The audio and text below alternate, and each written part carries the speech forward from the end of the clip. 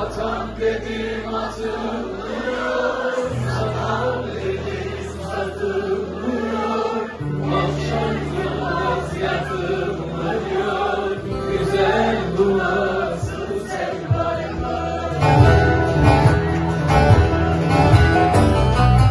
Atam dedim atılmıyor, satam dedim satılmıyor, güzel bu nasıl.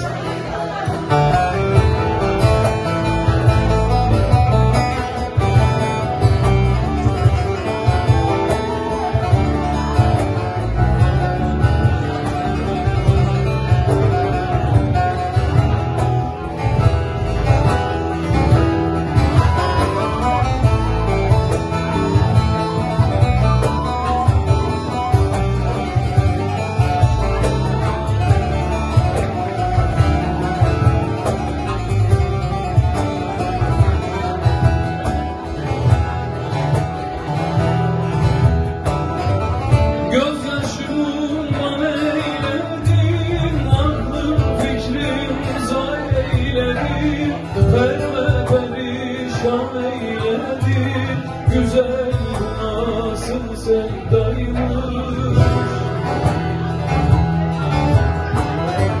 Gözyaşımla eyledim, aklım fikrim zar eyledi, perme perişan eyledi, güzel bu nasıl sevdaymış. Şimdi hep beraber söylüyoruz. Atam dedim atılmıyor, satam dedim satılmıyor, akşam sabah yatılmıyor, güzel